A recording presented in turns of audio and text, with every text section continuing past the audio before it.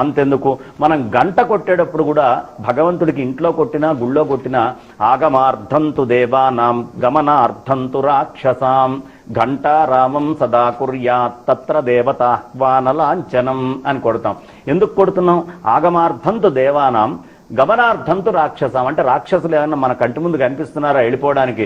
ఎవడైనా రాక్షసుడు వచ్చి మన కంటికి కనిపించాడా అంటే రకరకాలైనటువంటి సూక్ష్మ క్రిమి రూపంలో ఉండేటటువంటి ఆ చుట్టుపక్కల ఉండే అశౌచము అని మనం శౌచం ఎందుకు పాటిస్తామంటే ఈ రాక్షసాది శక్తులు మన చుట్టుపక్కల తిరుగుతున్నాయా, వాటిని నువ్వు దూరం చేసుకో అనే అంశాన్ని మనకి తెలియపరచడానికే ఈ భూతోచ్చాటనం గాని ఆ మంత్రాదులు గాని ఇవన్నీ కూడా మనకి చెప్పేది. పుణ్య వాచనం ఎందుకు చేస్తున్నాం అంటే శుద్ధి కోసం చేస్తున్నాం అండి పుణ్యవాచనం అని. తన్మే మనస్సివ సంకల్పమస్తు అని చెప్పి మొత్తము శుద్ధి ఎందుకు చేసుకుంటున్నాం అంటే మనకి అశౌచము అశుద్ధి అనేటటువంటిది ఈ బయట ప్రపంచంలో ఉంది.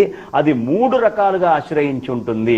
ఒకటి వాచికం, నోట్లో నుంచి కూడా అశుద్ధి అనేటటువంటిది వస్తుంది. తప్పుడు అక్షరాలు గనక మనం పలికినట్లయితే అది అశుద్ధే, రెండో మాట ఏం లేదు, ఎందుకు ఆ తప్పుడు మాటలు మాట్లాడతామని తిడతారు కదా, అశుద్ధే. రెండోది కాయికం, శరీరం నుంచి వచ్చేటటువంటి రకరకాలైనటువంటి మనాలు, అదేగా చెప్పేది అమేధ్యపూర్ణ క్రిమిజాల సంకులం స్వభావ దుర్గంధమశేషమద్భుతం కళేబరం మూత్ర పురీష భాజనం రమంతి మూఢాహ విరమంతి పండితాహ అని మనకు పెద్దలు చెప్తారు కదా. ఏం చెప్తున్నారు? అమేధ్యపూర్ణ, ఇదంతా అమేధ్యంతో నిండి ఉందయ్యా.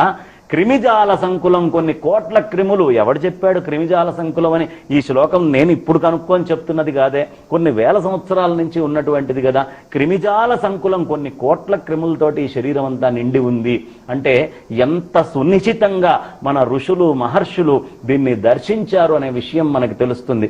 కాబట్టి ఇదేమిటి, మనకి చక్కగా యోగ వాసిష్టం తీసుకున్నాం అనుకోండి, అందులో ఉత్పత్తి ప్రకరణంలో కర్కటి, మళ్ళీ రక్తబీజుడి యొక్క కథ దేవీ భాగవతంలో తీసుకున్నాం. ఒక్క రక్తపు చుక్క పడితే అలా ఆ చుక్క ఎంత వ్యాప్తి చెందుతుందో అంతమంది రాక్షసులు మళ్ళీ పుట్టుకొస్తారు. రక్తానికి రాక్షసుడు పుట్టుకు రావడం ఏమిటి అంటే ఈ క్రిముల గురించి అక్కడ మాట్లాడుతున్నది మొత్తము కూడా. ఈ విధానంలో ఆ ఆసురీ శక్తులు మనల్ని ఆవహిస్తూ ఉంటాయి అని చెప్తారు. ఇంకొక గొప్ప విషయం మనకి ఉందా అనే విషయం చెప్పుకోవడానికి మనకి అన్నం పెడతారు. అన్నం పెట్టి ఎప్పుడైతే మనిషి వచ్చి కూర్చుంటాడో అప్పుడే భోజనం ఆరంభించాలి అని మన పెద్దలు మనకి చెప్పేవాళ్ళు. అన్నం పెట్టిన తర్వాత మనం ఆలస్యం చేస్తే అరే రాక్షసులు వచ్చి మొత్తం చుట్టుముడతారా, దాన్ని తింటారా, అన్ని ఆవహిస్తాయి, రాక్షసులు ఆవహిస్తారు అంటారు. రాక్షసులు ఆవహించడం వాళ్ళు ఎక్కడి నుంచైనా వస్తున్నారా అంటే రకరకాలైనటువంటి వైరస్ల రూపంలో అది చుట్టుముడుతుందిరా.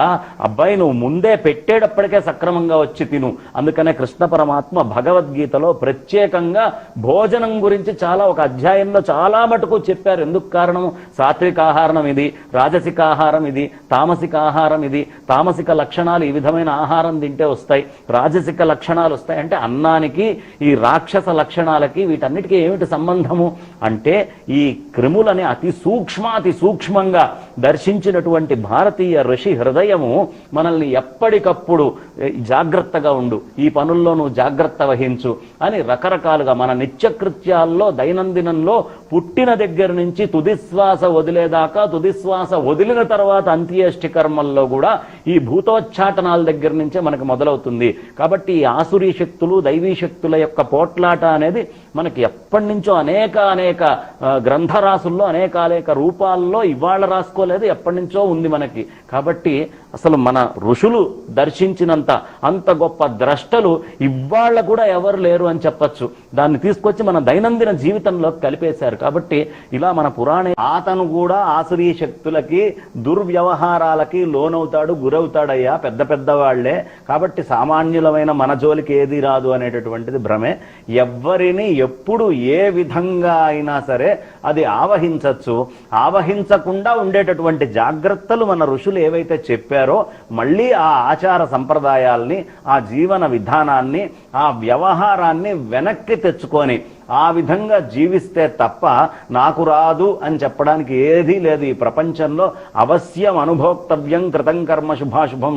నువ్వు జన్మాంతరంలో చేసుకున్నవన్నీ నువ్వు అనుభవించాల్సిందే. నీకు ఒక వ్యాధి ఏదైనా వచ్చిందన్నా కూడా నీ జన్మాంతరంలో నువ్వు చేసుకున్నటువంటి పాపకర్మలు వ్యాధుల రూపంలో వస్తూ ఉంటాయి. వాటిని ఉపశమనం ఎట్లా చేసుకోవాలి, వాటి నుంచి ఎట్లా బయటికి రావాలి అనేటటువంటి అంశాలని మనకి రకరకాలైనటువంటి గ్రంథాల్లో అనేక విధాలుగా తెలియపరిచారు కాబట్టి నాకు రాదు అనే నమ్మకం మాత్రం ఎవరు పెట్టుకోకూడదు. జాగ్రత్తలు అనేటటువంటివి పాటించాలి.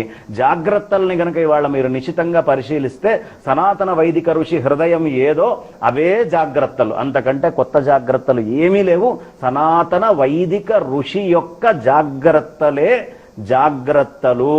వాళ్ళు చెప్పినటువంటి ఆహార విధానమే విధానము, వాళ్ళు చెప్పినటువంటి మంత్రాదులే మంత్రాదులు, వాళ్ళు చెప్పినటువంటి అక్షరాలే అక్షరాలు. కాబట్టి ఎట్టి పరిస్థితుల్లో ఋషి హృదయాన్ని పక్కన పెట్టకుండా ఆయన చెప్పినటువంటి ప్రతి వాక్యము ఆప్తవాక్యంగా గనక మనం భావిస్తే అవే జాగ్రత్తలు. ఇవాళ కొత్త జాగ్రత్త పూర్వం చెప్పనిది ఇప్పుడు చెప్తున్నది ఏదీ లేదమ్మా. అన్ని జాగ్రత్తలు పూర్వం చెప్పబడ్డాయి. మనం అజ్ఞానముతోటి ఈ భౌతికమైనటువంటి దృష్టి పెంచుకొని అందులో ఉండే పారమార్థికతని పక్కన పెట్టి అందులో ఉండే మూల సూక్ష్మాలన్నిటినీ పక్కకి నెట్టి కేవలం నేను జీవిస్తున్న జీవనమే సక్రమమైంది అనే భ్రమలోకి వెళ్ళి ఇప్పటికే చాలా తెచ్చుకున్నాం. కాబట్టి ఇప్పుడైనా నాకు రాదు అనే భ్రమని వదిలిపెట్టి నాకు కాదు భవిష్యత్తులో నాకు సంబంధించిన ఎవ్వరికీ రాదు రాకూడదు అనే ఉద్దేశంతో ఋషులు చెప్పిన సనాతన ఆచార సంప్రదాయాలని మనము ఆచరిస్తూ మన పిల్లలకు కూడా నేర్పిస్తూ ఉండాలి. ఆచనోతిథి శాస్త్రాన్ని, ఎప్పుడైనా ఆచారము ఆచరించటం వల్ల మాత్రమే మనకి ఇంకోటికి చెప్పే హక్కు ఉంటుంది. కాబట్టి చక్కటి ఆ ఆచారాలు ఏవైతే ఉన్నాయో అవన్నీ మనం ముందరికి తీసుకొని వెళ్ళటము, తద్వారా రాకుండా కాపాడుకోవాలి. వచ్చిన వాడిని దూరం చేయకుండా సక్రమమైనటువంటి మన పూర్వీకులు చెప్పినటువంటి ఆచార వ్యవహారాలు పద్ధతులు ఏవైతే ఉన్నాయో వాటిని వాళ్ళు కూడా ఆచరించడానికి అవసరమైన జ్ఞానాన్ని ఇచ్చే ప్రయత్నం చేయాలి. ఎప్పటికప్పుడు ఇవాళ మోడర్న్ డే సైన్స్ ఎక్కడికి వెళ్తోంది అంటే శాస్త్రాల దగ్గరికే వెళ్తోంది. కాబట్టి సైన్స్ నుంచి వచ్చేటటువంటి సక్రమమైనటువంటి తీసుకోవాల్సిన జాగ్రత్తలు ప్రతిదాన్ని హృదయంలో మనం తీసుకోవాలి. ఎందుకు అంటే ఆనోభద్రాహ క్రతవోయంతు విశ్వతః అని మనకు ఋగ్వేదం చెప్తుంది. ఏం చెప్తుందయ్యా అంటే ప్రపంచంలో మంచి అన్ని వైపుల నుంచి నన్ను చేరుగాక. ప్రపంచంలో ఉండే మంచి అన్ని వైపుల నుంచి, అది సైన్స్లో ఉందా వేదంలో ఉందా ఎక్కడ ఉంది అని పక్కదాన్ని తృణీకరించక్కర్లేదు. మీ దాన్ని ఏదో ప్రత్యేకంగా చూపించాలనే ప్రయత్నం చేయక్కర్లేదు. ఎందులో మంచి ఉందో దాన్ని నువ్వు తీసుకొని ఆస్వాదించు అని మనకి వేదమే చెప్తోంది. కాబట్టి రానివాడు రాదు అని ధైర్యం అక్కర్లేదు, వచ్చినవాడు ఏదో కోల్పోయానని భయపడక్కర్లేదు. మనం ఎంత ధైర్యంగా ఉంటే రోగం అంత తొందరగా తగ్గుతుంది. కాబట్టి ఋషులు ఏం చెప్పారో అది ఆచరించడాన్ని మించినటువంటి ఉపాయం మాత్రం